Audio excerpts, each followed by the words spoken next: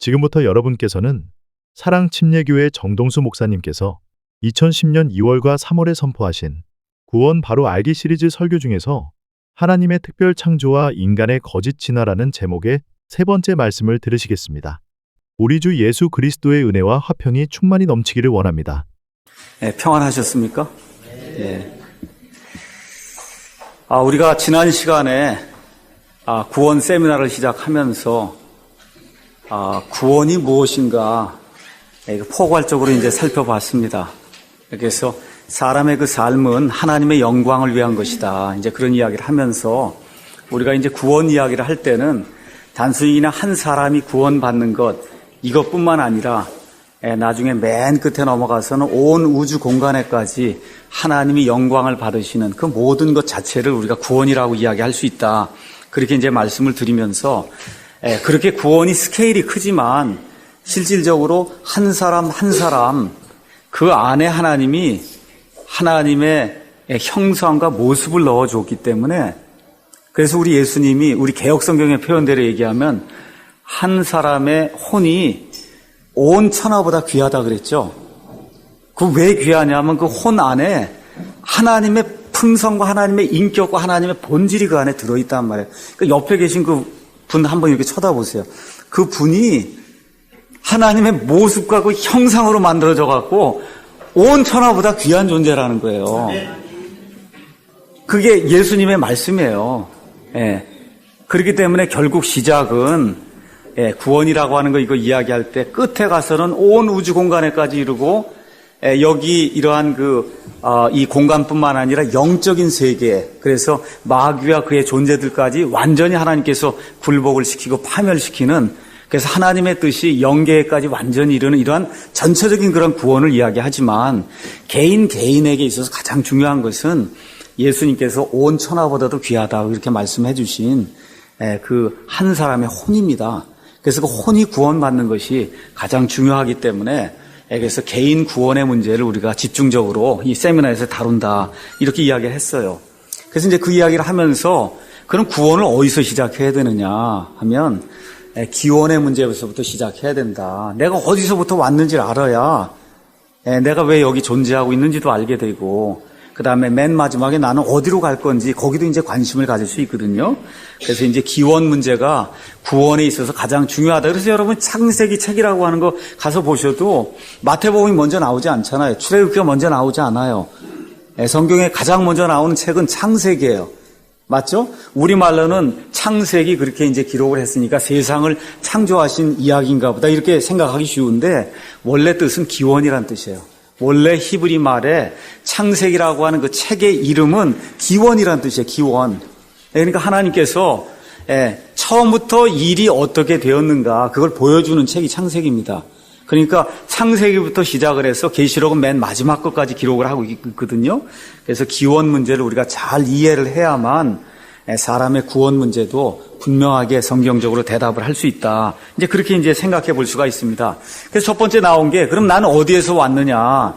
그래서 어디에서 왔는가에 대한 이론 두 가지를 지난주에 이제 말씀을 드렸어요. 첫 번째는 진화론이라고 하는 겁니다.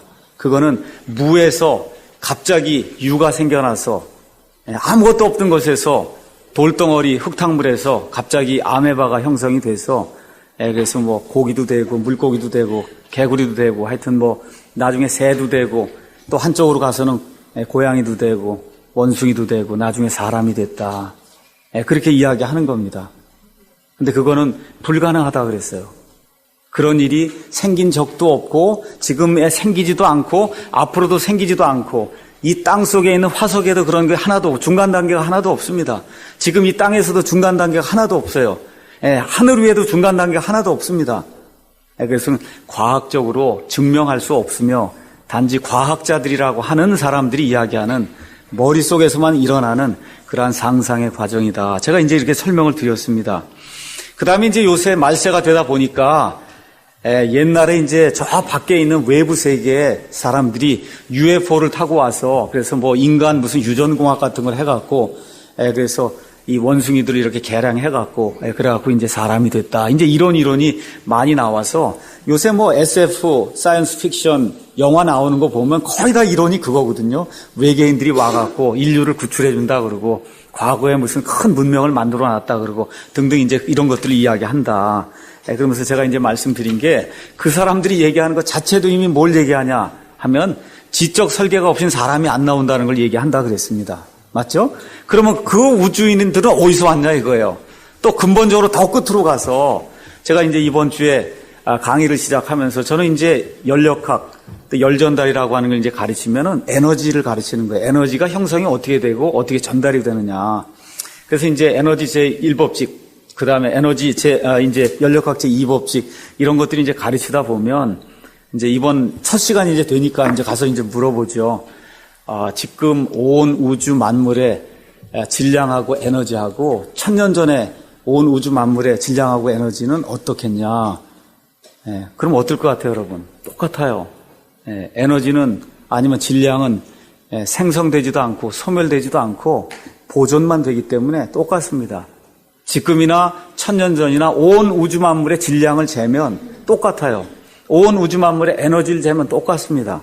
1000년 전도 똑같고 2000년도 똑같고 3000년도 똑같고 하여튼 올라가면 하여튼 어딘가에 시간이 0일 때가 있을 거 아니에요. 0. 맞죠? 시간이 생겼으니까. 그러면 그때 그 에너지와 질량은 어디서 나왔냐. 그런 질문을 우리가 받을 수밖에 없거든요. 그러면 아무도 대답 못하죠. 그냥 생겼다는 거죠. 그냥 생기는 일은 불가능합니다. 물질이 그냥 생기면은 과학이 형성이 안 돼요. 저와 여러분이 사는 게 형성이 안 됩니다. 그러니까 누군가가 처음에 그거를 만들어 놓은 이후에는 보존이 되지만 그러기 전에는 이게 생길 수가 없다 그 얘기입니다. 그래서 UFO 이론이라고 하는 것도 실질적으로 사람들이 하나님을 믿지 않기 위해서 만들어 놓은 그와 같은 이 위조된 그와 같은 이론에 지나지 않는다. 자, 그러면 세 번째 방법은 이제 뭐 하나 남았냐? 대안은 창조라는 거 하나 외에는 없는 거예요. 그러니까 사실 UFO 이론도 별거 아니고 그것도 역시 진화로 보면 되거든요. 진화시켜서 사람이 됐다 그러니까. 그러니까 결국은 이 우주 공간에 모든 별들이 어떻게 생기고 사람이 어떻게 생기고 모든 창조물이 어떻게 생겼냐. 여기에 대해서는 방법이 딱 두 가지뿐이 없어요. 진화 아니면 창조뿐이 없습니다. 그럼 믿지 않는 사람에게 가서도 물어봐도 똑같아요. 그냥 생겼든지 누가 만들었든지 둘 중 안에 하나지. 그거 말고 다른 게 있을 수 있습니까? 없어요. 그 두 가지뿐이 없습니다.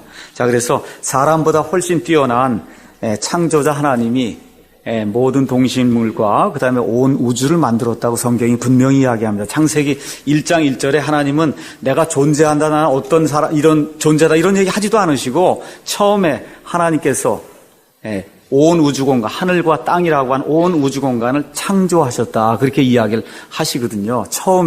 처음이라고 한 얘기는 시간이 0인 때가 있었다는 거예요. 영원이라고 사람이 알 수도 없는 것과 같은 영원이라고 하는 그런 때가 있었고 시간이 0인 때가 있었다는 겁니다. 0. 그때로부터 지금은 성경적으로 가서 보면 약 6,000년 지났습니다. 그리고 앞으로 언제가 될지 모르지만 천년왕국이 이루어지고 그 이후에 사람의 머리로는 생각할 수 없는 영원이라고 하는 그런 기간이 우리 앞에 이제 다가오게 됩니다. 그래서 창세기 1장 1절에 처음에 하나님께서 하늘과 땅, 하늘이라고 하는 건 온 우주 공간을 이야기하는 겁니다. 하늘과 땅을 만들었다 그러지 않았어요. 어떻게 창조했다. 무에서 유로 창조해내셨다. 이제 그렇게 이야기를 하시고 창세기 1장 27절에도 가서 보니까 뭐라고 기록이 되어 있냐 하면 하나님께서 이처럼 자신의 형상으로 사람을 창조하시되 하나님의 형상으로 그를 창조하시고 그들을 남성과 여성으로 창조하시니라. 다 무에서 유를 만들었다. 이제 그렇게 하나님께서 이제 말씀하십니다. 또 창세기 2장 7절에 가서 보니까 주 하나님께서 여호와 하나님께서 땅의 흙으로 사람을 지으시고 생명의 숨을 그의 콧구멍에 불어넣으시니 그가 살아있는 혼이 됐다. 그렇게 이야기합니다. 이거 대단히 중요한 거예요. 살아있는 영이 되는 게 아니라 여기에서 각종 이단 교리가 나와요. 성경은 그렇게 이야기하지 않습니다. 하나님이 땅의 흙을 가지고 사람을 이렇게 빚은 다음에 하나님의 생명의 숨을 그의 콧구멍에 불어넣으니까 사람이 살아있는 존재, 전 인격체, 모든 걸 가지고 있는 그런 살아있는 혼이 됐다는 거예요. 그러니까 하나님은 사람을 혼이라고 부르십니다. 혼. 그래서 혼의 구원을 받으라고 하나님께서 이제 말씀을 해주시는 겁니다. 우리 예수님께서 마태복음 19장 4절에 하나님께서 처음에 그들을 남자와 여자로 만드셨다고 우리에게 증언을 해주십니다. 그럼 이 세상에 모든 종교가 이제 많은데 그 모든 종교들과 우리 기독교와 또 하나의 차이를 얘기해라. 지난 시간에 뭐라고 얘기했냐면 이 세상의 모든 종교는 내가 하나님을 찾아가는 거라 그랬어요. 그래서 내가 나의 무슨 어떤 재능이나 지식이나 학식이나 돈이나 선행이나 이런 걸 가지고 내가 하나님을 찾아가서 영생을 얻으려고 하는 그런 시도를 우리가 종교다 그렇게 얘기한다 그랬습니다. 그러면 이것이 종교냐 아니면 기독교냐 이걸 구분하는 또 다른 시금석이 있습니다. 그 시금석은 그 사람들이 얘기하는 그 믿음 체계에 창조가 있냐 그걸 찾아보시면 됩니다. 창조.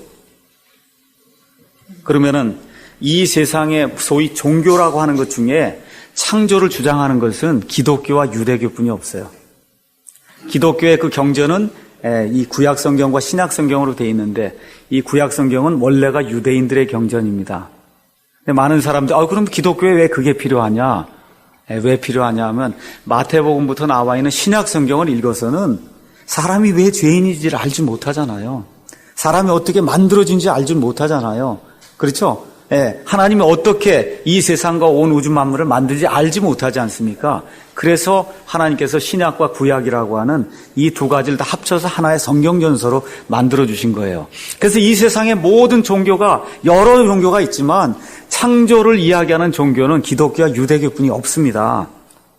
그러니까 제가 말씀드리는 건 말로만 창조가 아니라 실질적으로 창조를 믿고 창조했다고 하는 그와 같은 사실을 지지하기 위해서 그 안에 그리스도인들이나 아니면 유대교 무슨 학자들이 적극적으로 책을 펴서 알리고 하는 그런 일들을 하는 이와 같은 사람들이 모여 있는 데는 기독교와 그 다음에 유대교뿐이 없다. 불교에 여러분 창조 있습니까? 창조 없죠? 없어요. 다 어떻게 되는 거예요? 여기 살다가 나쁜 일을 하면 나중에 벌레도 되고 또 그 다음에 잘 하면은 그 다음에 또 사람도 되고 개도 되고 이렇게 이게 돌아가는 거예요. 그게 그렇죠? 그게 불교예요. 힌두교도 100% 똑같아요. 똑같은 시스템입니다. 그 다음에 제가 지난번에도 말씀드렸지만 천주교는 기독교가 아니에요. 1996년도에 교황 바오로 2세가 뭘 얘기했어요? 창조를 부인하지 않아요? 창조 진화론을 인정해요. 종이 불변한다고 하는 사실을 부인합니다. 그러니까 천주교라고 하는 그런 시스템 안에 이미 교황이 하면 벌써 황제가 있다는 얘기거든요. 교회에 무슨 황제가 있어요. 근데 어쨌든 교회의 황제라고 한 사람이 진화론을 인정해야 된다는 거예요. 진화론을. 지금도 대부분의 그러한 신부들이나 이런 사람들이 그와 같은 사실을 인정하고 있습니다. 그래서 창조를 원칙적으로 이 사람들에게 가서 물으면은 유신론적 무슨 창조라고 얘기하기도 하고 그런 식으로 이야기하지 하나님이 말씀하신 대로 이와 같은 절대적인 창조 이걸 지지하지 않습니다. 그 다음에 이슬람교 물론 이 사람들도 얘기가 아브라함을 믿는다고 그렇게 얘기하죠. 근데 이슬람교 가서 한번 물어보세요. 창조를 믿느냐 한번 물어보고 이슬람교 학자나 누구 중에 적극적으로 하나님 알라라고 하는 그러한 그들의 믿는 신이 온 세상에 사람들을 만들고 우주 공간을 만드는 그런 책을 써내는 거 여러분 본 적 있어요? 없습니다. 말로만 그렇게 이야기하지 실질적으로 온 우주 공간과 사람을 하나님이 창조했다고 하는 무에서 만들었다고 하는 6일 동안 온 우주 공간을 만들었다고 하는 이런 실질적인 창조를 믿는 데는 기독교하고 유대교뿐이 없습니다. 특별히 이슬람교 이거 여러분이 조심해야 돼요. 이슬람교는 기독교인들만 따로 가는 지옥이 또 있어요. 여러 지옥층들이 있는데 기독교인들을 엄청 미워하거든요. 그래서 기독교인들만 따로 넣는 그와 같은 층이 따로 있습니다. 자, 그 다음에 온 세상이 지금 파급되고 있는 게 뉴에이지예요. 뉴에이지. 그 뉴에이지는 힌두교가 서양으로 넘어가서 미국 사람들의 구미에 맞게 바뀐 게 뉴에이지입니다. 그러니까 믿는 게 뭐야? 다 윤회를 믿는 거예요. 그 다음에 무신론, 여기선 창조라는 게 있을 수 없지 않습니까? 그러니까 우리가 기독교를 이제 믿는다라고 이야기할 때는 아주 확실한 거예요. 뭐가 있어야 돼요? 창조가 있어야 돼요. 하나님의 절대적인 창조. 지금과 같은 24시간 동안 하나님께서 그 24시간 동안에 하루 6날을 사용하셔서 온 우주 공간의 모든 것들을 다 만드셨다는 겁니다. 이와 같은 그 창조의 개념이 없으면은 그럼 구원이 이루어질 수가 없어요. 그러니까 인본주의적인 그런 신학교에서 뭐 창조가 뭐 틀렸다 그러고 뭐 유신론적인 창조가 이루어져야 된다 그러고 하나님이 원래는 고릴라 비슷한 종류를 만들었는데 시간이 지나니까 이게 다 사람이 됐다 그러고 이런 식으로 가르치는 것은 그건 뭘 얘기하는 거냐? 구원을 안 믿는다는 거예요. 구원을. 그래서 제가 다시 한번 말씀드리는 것은 올바른 구원이 이루어지기 위해선 올바른 창조관이 서야 된다. 그 얘기입니다. 자, 그러면은 결론이 뭐냐? 이 세상에는 창조와 진화라는 두 개의 믿음 체계만, 기원에 관한 한 두 개의 믿음 체계만 있는 겁니다. 자, 그러면 믿지 않는 과학자들은 도대체 뭐라고 얘기하느냐? 제가 유명한 그 과학자의 이야기를 하나 여러분에게 말씀드리겠습니다. 미국 하버드 대학 교수로 1967년도에 생리학 의학 분야에서 노벨상을 수상한 생물학자 조지 왈드 박사라고 하는 사람이 있습니다. 미국에서 여러 가지 잡지가 나오는데 그 잡지 중에 가장 인본주의적인 잡지로 하나님을 공격하는 그런 잡지의 이름이 Scientific American이라고 하는 그런 잡지가 있어요. 그 잡지에서 조지 왈드라고 한 사람이 제목을 뭐라고 붙였냐 하면 나는 불가능한 것을 믿는다라고 하는 그런 제목을 붙여놓고 그리고 1967년도에 Scientific American에서 이렇게 썼습니다. 생명이 어떻게 발생하는지에 대해서는 오직 두 가지 가능성이 존재한다. 아주 진실한 그런 말을 한 거예요. 한 가지 가능성은 자발적인 발생, 곧 진화이고 다른 하나는 하나님의 초자연적인 행위이다. 세 번째 가능성은 없다. 뭐뭐만 있다고요? 진화냐 창조냐 그거 외에는 없다는 거예요. 세상에서 제일 뛰어난 그런 석학 하버드 대학교 노벨상 수상한 사람이 이야기하는 겁니다. 그런데 자발적인 발생론, 다시 말해 진화론이라고 하는 것은 이미 120년 전에 파스텔과 다른 과학자들에 의해 거짓이라고 하는 것이 다 탄로가 났고 그래서 불신임을 받았다. 이로써 우리에게는 한 가지 논리적인 귀결, 즉 하나님의 초자연적인 행위로 생명이 발생했다는 그러한 결론만이 남게 되었다. 그래서 여기서 끝나면 참 좋잖아요. 그러나 나는 철학적인 관점에서 이러한 결론을 수용하지 않을 것이다. 왜 그러냐? 나는 하나님을 믿지 않기로 작정했기 때문이다. 그러므로 나는 내가 아는 것을 과학적으로 설명하는 게 불가능하다는 것을 믿기로 작정을 했다. 여러분 무슨 얘기인지 아시겠어요? 자기가 솔직하게 생명이 어떻게 생겨났는가를 살펴보니까 이게 진화로는 불가능하다는 거예요. 노벨상을 받은 생리학 이와 같은 그 하버드 대학 교수가 근데 왜 그러면 하나님을 믿지 않냐? 그건 내 믿음이 내 철학적인 관점에 하나님을 믿으면 어떻게 된다고요? 하나님 앞에 나중에 심판을 받아야 되기 때문에 나는 내 위에 누군가가 있어서 나를 만들었다고 하는 그런 개념 그거 자체를 철학적으로 수용할 수 없다는 겁니다. 그러니까 뭘 믿어요? 불가능한 걸 나는 그냥 믿기로 불가능한 게 뭐예요? 진화론을 믿기로 그렇게 마음속에 작정을 했다는 겁니다. 그러니까 이 사람은 상당히 솔직한 거예요. 학식도 있고 분명히 솔직하기 때문에 이렇게 이야기하는데 대부분의 사람들은 이 세상에 존재하는 사람들은 그냥 학교에서 그렇게 배웠기 때문에 그냥 원숭이에서 사람이 되나 보다 이렇게 생각을 하고 무생명에서 생명이 나오는구나. 아메바가 시간이 오래 지나면 사람이 되는가 보다 이렇게 이제 생각을 한다는 겁니다. 그럼 한번 우리가 간단하게 한번 생각을 해보세요. 그냥 생겼다고 주장하는 사람은 사실은 양심을 속이는 사람이에요. 불가능을 믿는 겁니다. 제가 요새 입이 좀 쓰고 그래갖고 그래서 집에 가면은 이제 오렌지를 한 2개 이제 먹고 잡니다. 그 오렌지 여러분 가서 보시면 그 색깔이 요새 굉장히 그 귤, 제주도에서 나오는 귤 노란 게 그거 아주 굉장히 멋있게 생겼잖아요. 그 오렌지 나무, 귤나무 이렇게 가서 보시면 오렌지 나무가 이렇게 노란 물 쭉쭉 빨아들이니까 그게 노랗게 나옵니까? 네? 포도, 제가 어제는 귤을 사러 갔는데 귤이 없어 포도를 샀어요. 포도가 굉장히 달잖아요. 그 칠레에서 오는 건데. 그 포도가 그냥 단물을 쫙쫙 빨아들이니까 거기 이렇게 모아놓으니까 그렇게 포도가 돼요? 다 뭐만 빨아들여요? 그냥 물만 빨아들이는 거예요. 아무것도 없어 한 거 물만 쭉쭉 빨아들이는데 하나는 노랗게 이렇게 나오고 또 하나는 여기 그냥 단 게 그 안에서 이렇게 나오고 그렇죠? 소가 하얀 거 뭐 이렇게 쭉쭉 먹으니까 밀크가 하얗게 나와요? 안 그렇잖아요. 그렇죠? 뭐만 먹어요? 녹색 풀만 그냥 먹는데 이상하게 그냥 하얀 밀크가 그 안에 나오지 않습니까? 그렇죠?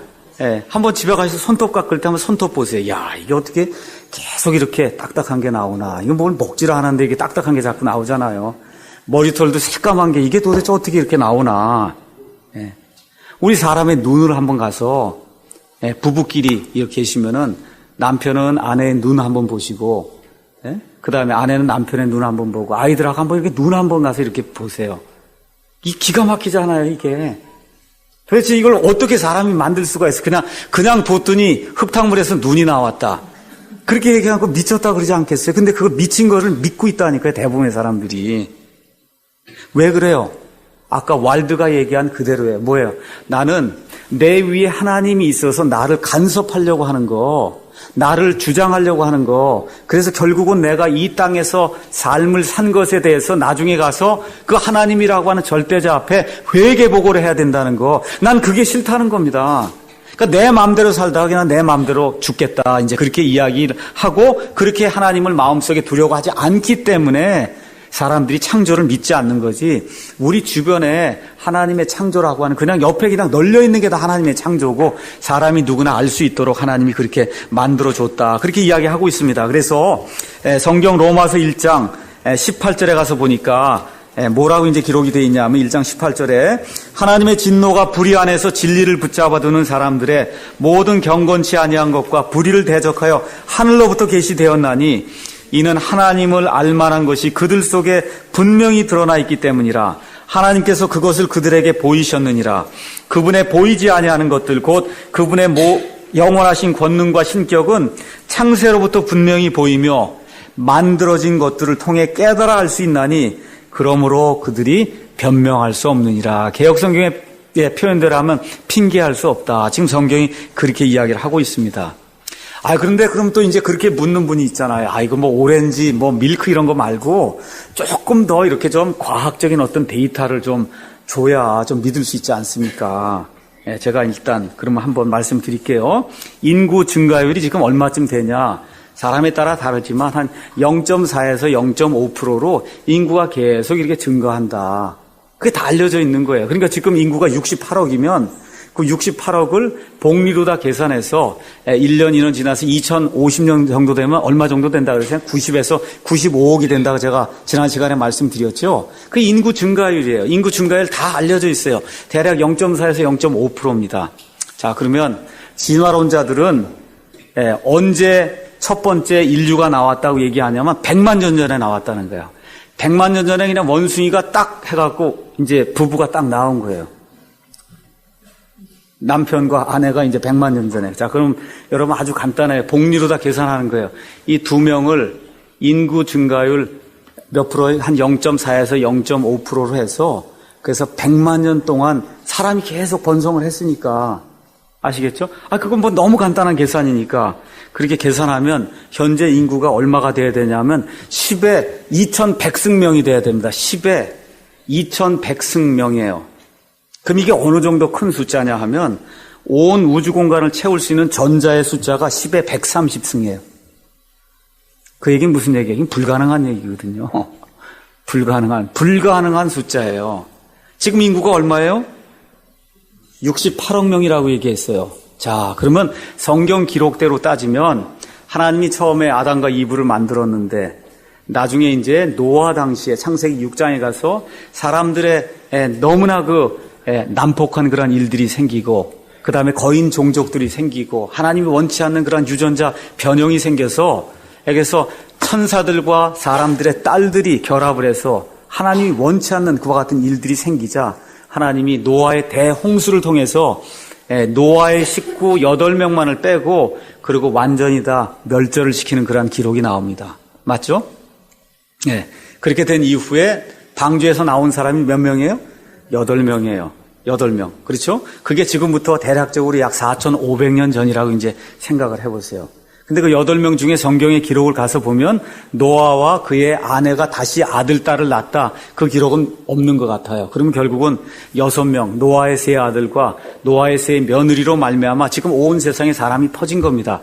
그러니까 6명, 노아가 나올 수도 있으니까 하여튼 8명이 인구 증가율 0.4에서 0.5%를 가지고 그리고선 얼마 정도? 약 4,500년 동안 사람이 쭉쭉쭉쭉 증가하면 얼마가 나와요? 68억이 나오는 거예요. 60억이든 50억이든 70억이든 요 근처가 나오는 거예요. 여러분 제 이야기 이해하시겠습니까?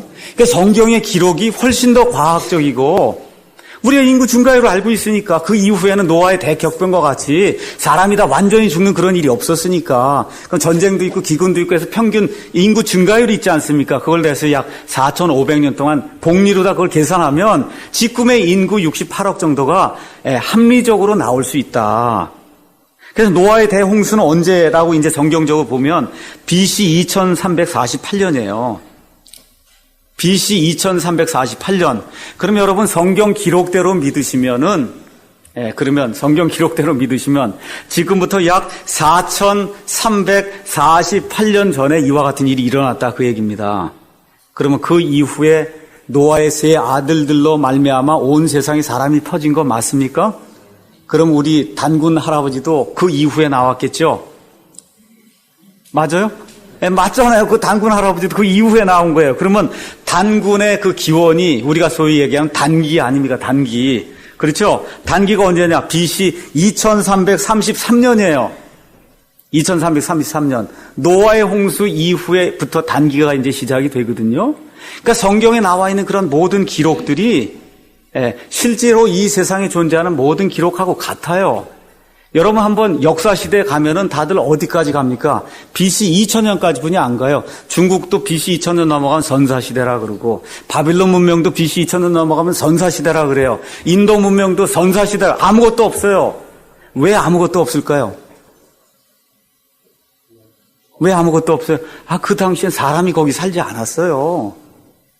다 어디 모여 살았다 그래요. 노아의 홍수 이후에 바벨탑. 지금의 이라크 지역에 다 모여 살았잖아요. 그러고 난 다음에 하나님이 흩으시니까 사람들이 퍼져나갔거든요. 그래서 그때 처음으로 중국도 가고 한국도 가고 인도도 가고 유럽도 가고 이렇게 했기 때문에 그 전에 다른 데는 역사라는 게 있을 수가 없죠. 사람이 없는데. 너무 명백한 거 아닙니까? 그래서 성경에 나와 있는 그런 기록이 실질적으로 우리가 알고 있는 세상의 모든 기록하고 동일하게 맞는다. 심지어 단군의 그 기원 얘기하는 단기마저도 성경의 기록하고 정확하게 맞습니다. 여러분 노아의 방주에 우리 도준이한테 한번 물어봐야 되겠네요. 노아의 방주에 몇 명이 탔을까요? 거기 아까 얘기했는데 몇 명이 탔어요? 8명이 탔죠. 우리 태연이도 다 아는 애. 8명이 탔어요. 8명. 배에 8명이 탔단 말이에요. 그래서 중국 사람들은 배를 표현할 때 단어가 2개가 있죠. 배 주자가 있고 배 선자가 있습니다. 주는 조그만 배를 얘기하는 거예요. 그 조그만 배 주에다가 8개 쓰고 입구를 쓴단 말이에요. 8개에다가 입이 이렇게 쓰면 그게 배선이 되는 거예요. 그러니까 큰 배는 입이 8개 있었다 그런 뜻입니다. 무슨 얘기인지 이해하시겠어요? 큰 배, 작은 배는 주고 큰 배는 선이에요. 선. 아시겠죠? 그 선을 어떻게 표현했어요? 배에다가 사람 입이 8개 들어가 있는 게 그게 큰 배다. 그래서 여러분이 관심 있으시면 미션 하우스에서 나온 한자에 담긴 창세기의 발견이라고 하는 그런 책을 사서 보시면은 어떻게 이런 일들이 가능하느냐.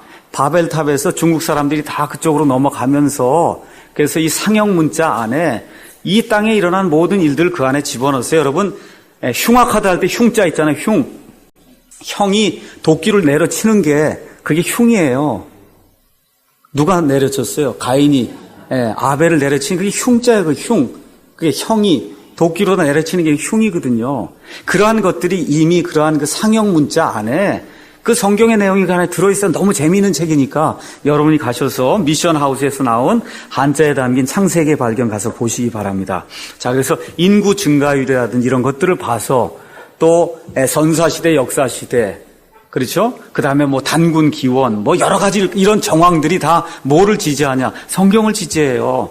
과학자들이라고 하는 사람들의 이야기를 지지하지 않습니다. 자, 그 다음에 이제 통계적인 걸로 우리가 한번 가서 보겠습니다. 그건 뭐냐면 우리가 이제 비행기를 만들지 않습니까? 이게 비행기가 이게 대단한 거예요, 이게. 비행기 나온 지 이제 100년뿐이 안 됐어요. 예수님도 비행기를 못 타봤어요. 이게 대단한 거예요. 예? 그 비행기가 이렇게 뜨면은 마치 그냥 가만히 있는 것처럼 움직이지 않잖아요. 이게 다 이렇게 가거든요. 예? 이것도 누가 발견했냐면 목사의 아들들이 만든 거예요. 라이트 형제가. 예.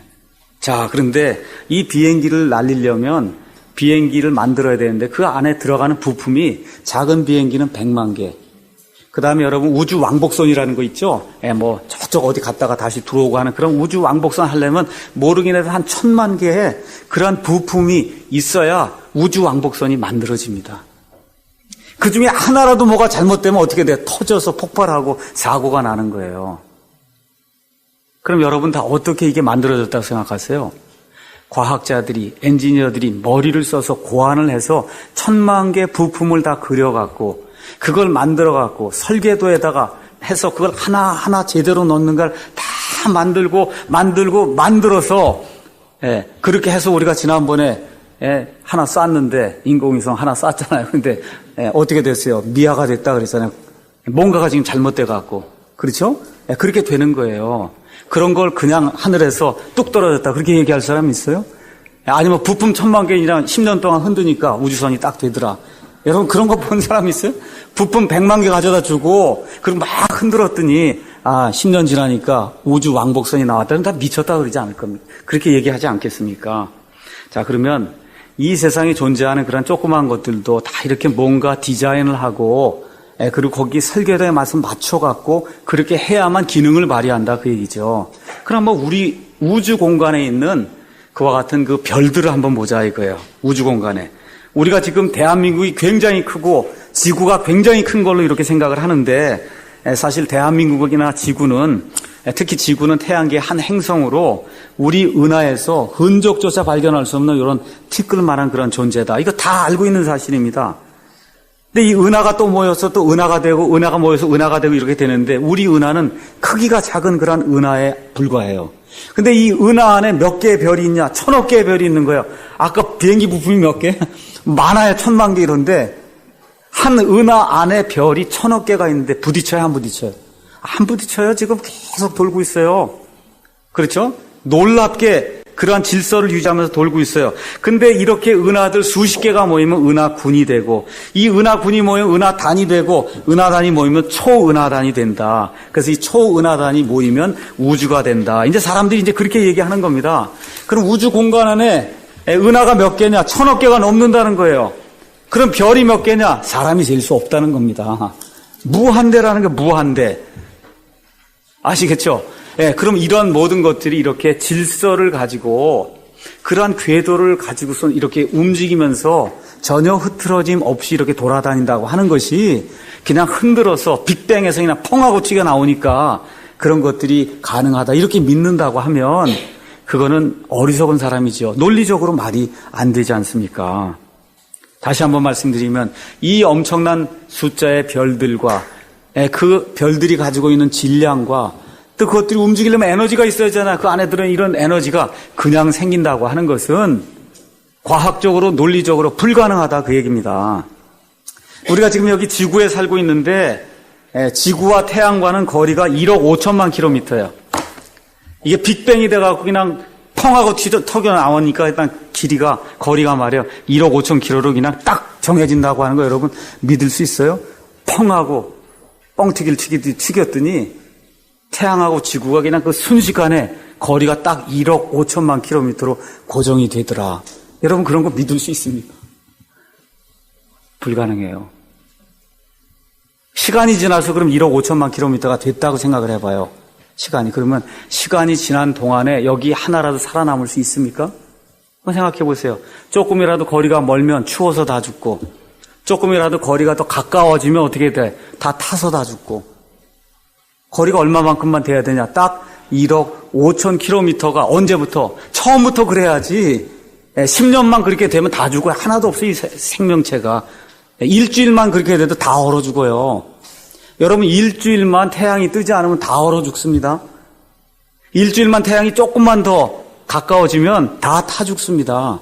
그러니까 다시 한번 말씀드리면 이 온 우주 공간에 있는 모든 것들은 처음부터 규칙이 맞아야 지금까지 올 수가 있는 거지. 시간이 지나면서 뭐가 맞으면은 그러면 안 된다 그 얘기예요.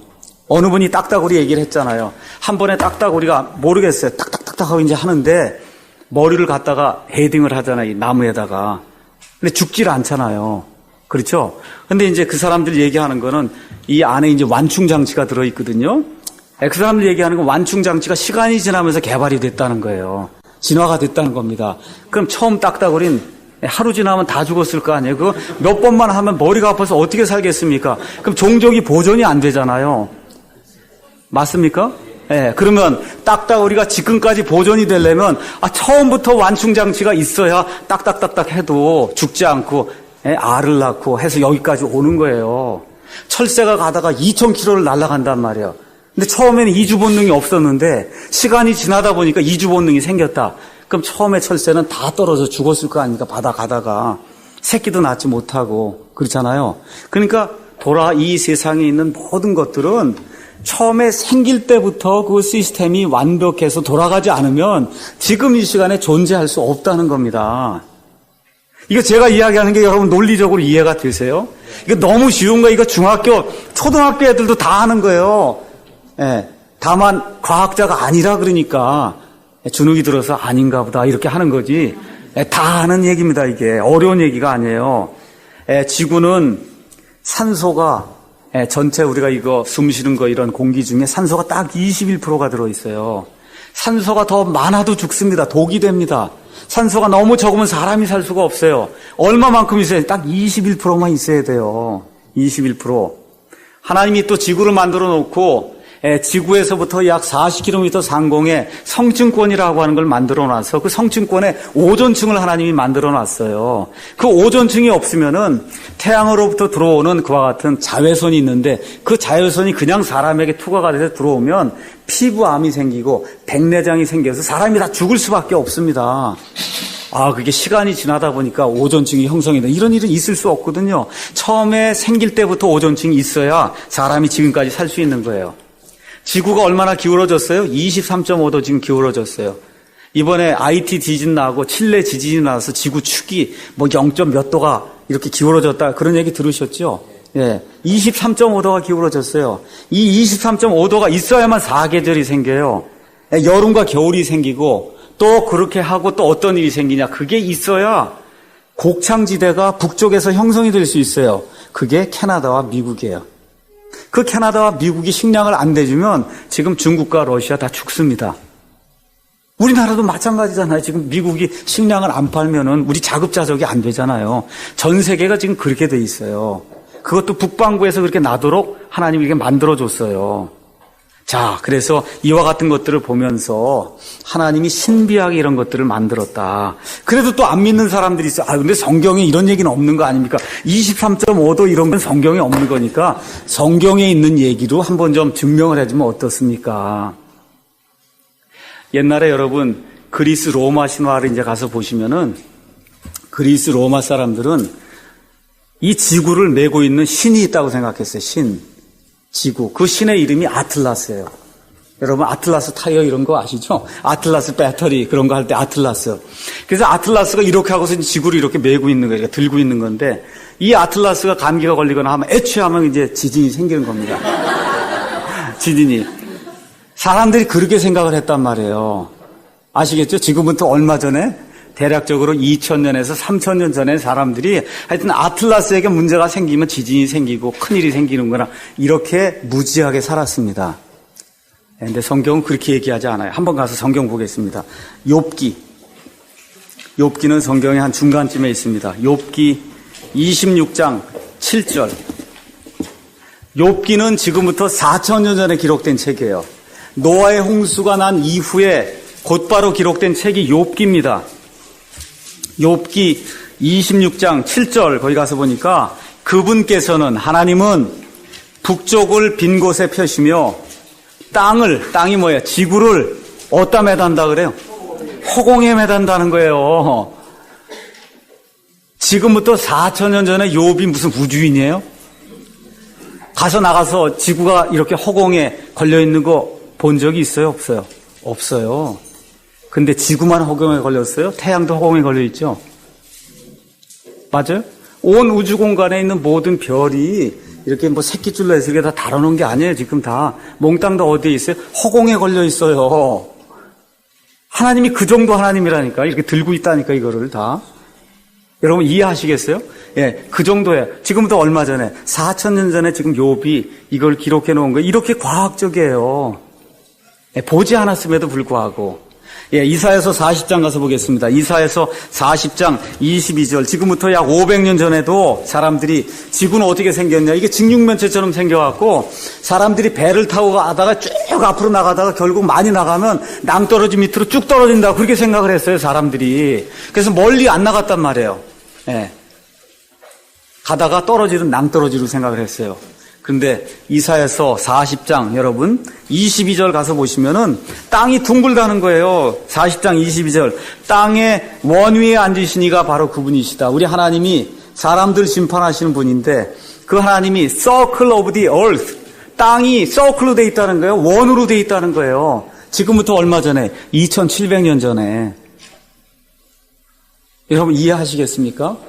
예, 그러니까 성경이 무슨 구닥다리 무슨 그런 게 아니고 하나님의 말씀은 그냥 처음부터 끝까지 진리다. 사람들이 그걸 탐구하지 않기 때문에 이 안에 있는 것들을 믿지 않기 때문에 성경을 읽고도 안 믿으니까 땅이 이렇게 허공에 있다 그래도 아이고 그걸 어떻게 가능해. 여러분 허공에다 이렇게 한번 올려놔 봐요. 이거 떠요 안 떠요? 이거 이렇게 올리면 안 뜨잖아요. 안 뜨니까 지구가 어떻게 땅에 걸려. 이렇게 생각한단 말이에요. 근데 밖에 나가서 우주선을 타고 가서 보니까 땅이 어떻게 돼 있어요?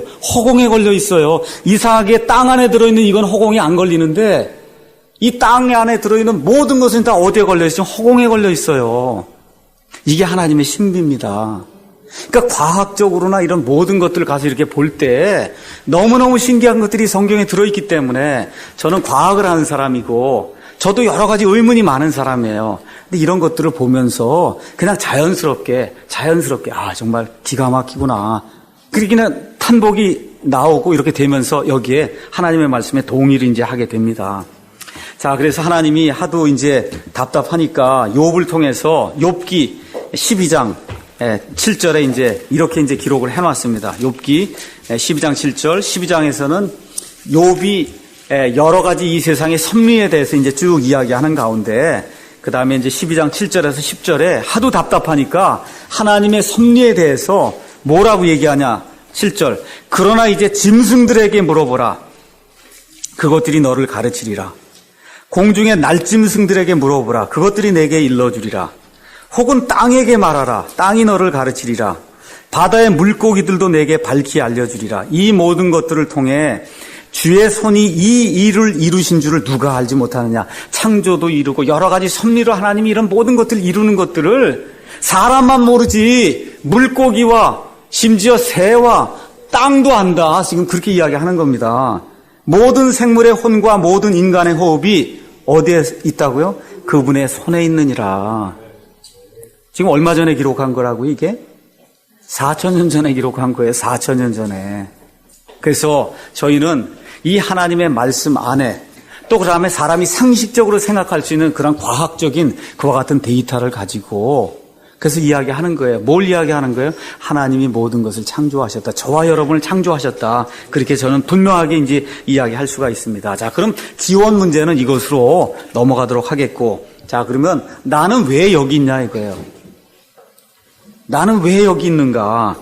여기서 도대체 그럼 뭘 해야 되느냐? 축구팀은 뭐 하려고 만드는 거예요?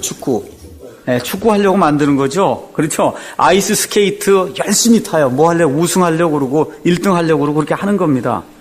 여러분 우리 주변에 빗자루도 있고 냉장고도 있고 에어컨도 있고 뭐 창문도 있고 여기 히터도 있고 여기 볼펜도 있고 다 있어요. 이거 다 뭐 하려고 만든 거죠. 맞아요? 다 뭐 하려고 만든 겁니다. 그러면 이 이야기는 다른 얘기로 이야기를 하면 무언가 만들 때에는 그걸 만드는 목적이 있다 그 얘기죠. 맞습니까? 그러면 하나님이 우리를 만들었으면 우리를 만드실 때 만드신 목적이 있을 거 아니에요. 그렇지 않습니까? 그걸 찾는 것이 인생의 행복이다. 성경이 그렇게 얘기하는 겁니다. 창세기 1장 26절에 하나님께서 하나님의 형상을 따라 모습을 따라 사람을 만들었다 그럽니다. 만들었기 때문에 우리 삶에 목적이 있다는 거예요. 사람들에게 가서 왜 사냐 그렇게 물어보면 나는 재물을 모으려고 삽니다. 재물 모으려고 삽니다. 올해가 아마 이병철 씨인가 그분 100주년이라 그러죠. 태어난 지. 그 삼성가에 그렇죠. 그래서 이렇게 뭐 나오는 것들을 아마 제가 지난번 비행기 타고 가다가 이제 보니까 거기 나와 있더라고요. 아유 훌륭해요 삶이. 예. 그렇게 열심히 살았어요. 뭐 하려고? 돈 벌려고. 근데 그걸 벌려고 얼마나 삶에서 절제를 하고 규칙적인 그런 삶을 살고 시간을 아끼고 그걸 하기 위해서 그냥 그 일본을 오고 가면서 책을 읽고 어떻게 하든지 돈을 이렇게 벌어보려고. 그런 면에서 훌륭해요. 근데 그 끝이 뭐예요? 아무것도 아니다 그 얘기입니다. 우리 박정희 대통령이 이렇게 나라를 일구어서 그렇게 잘 해놓았어요. 그분 머릿속에는 어떻게 하든지 이 민족을 가난에서 벗어나도록 그렇게 만들어야 되겠다 하고 그의 삶의 모든 한 시간 한 시간을 다 거기에 소비했습니다. 그렇죠? 근데 끝이 뭐예요? 아무것도 아니에요. 그렇지 않습니까? 그래서 성공을 추구하는 사람도 있고 쾌락을 추구하는 사람도 있고 행복을 추구하는 사람도 있고 그 다음에 나 자신의 어떤 무언가를 꼭 추구하는 그런 것들이 있거든요. 그걸 추구해요. 그게 추구하는 게 틀렸다는 게 아닙니다. 그런 추구하는 게 없으면 사람은 죽어요. 무언가 목적이 없으면 사람 다 죽게 돼 있습니다. 그러니까 추구하는 건 좋은데 이 모든 것에 정도가 있어야 된다. 어느 정도를 추구해야지 이런 모든 것은 사람이 이 땅에 하나님이 만드실 때 만들어 놓은 그런 목적의 대다수가 아니다. 그런 뜻입니다. 그럼 하나님이 사람을 지은 가장 큰 목적을 알아야 우리가 그 목적에 맞게 살 거 아닙니까? 자, 하나님이 왜 사람 만드는 것 같아요? 하나님이 왜 사람을 만든 것 같아요? 여러분 혼자 있으면 좋아요, 안 좋아요? 그래서 자꾸 친구 사귀죠? 맞습니까? 네, 하나님은 워낙에 삼위일체로 계세요. 그러니까 세 분이 전혀 다른 세 분이 친교를 이루시며 사랑하며 이렇게 하기 때문에 부족함이 없어요. 근데 하나님께서 하나님과 교제하시기 위한 그런 친구로 그걸 다 처음에 천상의 존재들을 만들었어요. 그 천상의 존재들의 일부가 하나님을 대적하고 반역하고 죄악을 졌습니다. 그렇죠? 그래서 하나님께서 그 천상의 존재들에게 내가 그럼 다른 계획을 가지고 그리고 나와 교제할 수 있는 그와 같은 존재를 만들어서 그래서 너희가 행한 그런 일들이 악하다고 하는 것을 온 우주 공간에 사는 모든 천상의 존재들에게 내가 입증을 하겠다 해서 하나님이 사람을 만드신 거예요. 사람을 만든 거예요. 그럼 사람의 가장 큰 존재하는 그 목적은 뭐냐 하면 하나님과 교제를 나누면서 하나님께 영광을 돌려드리는 그런 삶을 사는 것이 하나님이 사람을 만든 유일한 목적입니다. 자, 그러면 하나님과 같이 교제를 하고 하나님과 같이 사귀기 위해서는 하나님의 속성을 부여받아야 될 거 아닙니까? 그렇죠? 그래서 하나님 뭘 줬어요? 하나님의 본성에 참여하는 그와 같은 특권을 첫사람 아담과 이브에게 줬어요. 그걸 뭐라고 얘기해요? 하나님의 형상과 하나님의 모습이라고 이야기를 하는 겁니다. 그러니까 하나님의 특성을 가져야 그래 하나님과 사귈 거 아니에요. 깃털이 같은 새끼리 같이 모인다. 그렇죠. 그런 얘기 들은 적 있죠. 우리 영어 속담에도 옛날에 그런 것들이 있었는데 깃털이 같은 새끼리 모이는 거거든요. 하나님도 하나님과 같은 그런 존재하고 같이 사귀길 원한다 그 얘기입니다. 그래서 하나님이 이와 같은 하나님의 특성과 본성과 형상과 이런 모습을 가지고 사람을 창조했어요. 사람을 창조하신 것은 뭐예요? 온 우주 공간에 있는 모든 영적인 창조물들에게 하나님의 영광과 하나님의 그 모든 계획의 완벽함을 증명해서 보여주시기 위해서 사람을 창조해 놓으신 거예요. 그리고 뭘 줬어요? 그것 중에 가장 중요한 거 자유의지를 줬어요. 자유의지는 하나님이 사람에게 주신 모든 특성 중에서 제일 중요한 겁니다. 하나님의 본성에 참여하려면 자유의지가 없으면 불가능합니다. 그래서 베드로후서 1장 4절에도 하나님의 본성에 참여하는 그런 특성을 우리 믿는 사람들에게 주셨다. 그렇게 이야기하고 있어요. 여러분 로봇하고 노는 거 좋아하는 사람 있어요? 1시간 놀면 그냥 끝이에요. 왜 그래? 자유의지가 없으니까. 맞습니까? 네. 그래서 사람의 창조 이전에 하나님께서 천상의 존재들을 지었습니다. 이 천상의 존재들에게도 뭘 줬어요? 자유의지를 줬어요. 근데 자유의지를 가지고 어떻게 했습니까? 이 천상의 존재들이 하나님을 대적하는 일을 했거든요. 또 하나님이 아담과 이브에게 자유의지를 줬어요. 이 사람들이 또 마귀의 사주를 받아서 어떻게 해요? 또 잘못을 범한다 이겁니다. 또 잘못을 범해요. 하나님을 대적하는 그와 같은 일들을 한다, 성경이 그렇게 이야기합니다.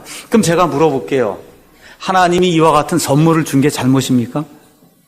너무너무 기가 막힌 선물을 준 게 잘못이에요. 예를 들어 제가 아들이 있는데, 아니면 제가 딸이 있는데, 제 딸에게 BMW, 아우디 무슨 차가 좋은 게 있는데 돈이 있어서 이걸 하나 사줬다 이거. 그거 주면 좋은 거죠.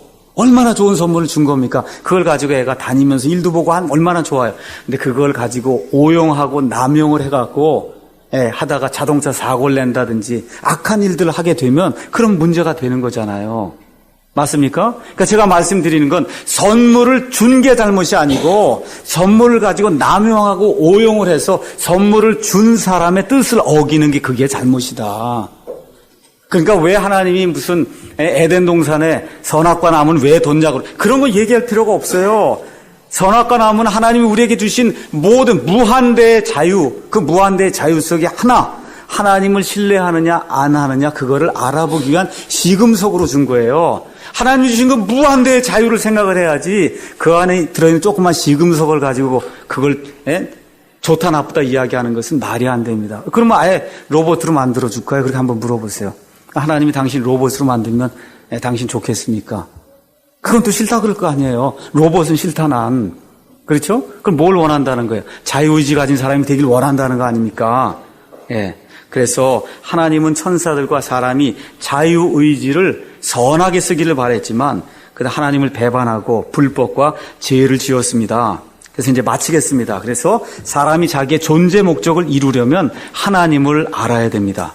그 하나님을 알고 하나님을 하나님으로 대접을 하라는 겁니다. 그게 예수 믿는 거예요. 다른 거 아니에요. 창조자 하나님을 알고 그 하나님을 하나님으로 대접하는 삶을 사는 것, 배은망덕하지 않게 사는 것, 그것이 예수님을 믿는 거다. 그것이 다른 얘기를 하면 구원받는 거다. 그렇게 제가 말씀드리고 첫 시간 마치겠습니다.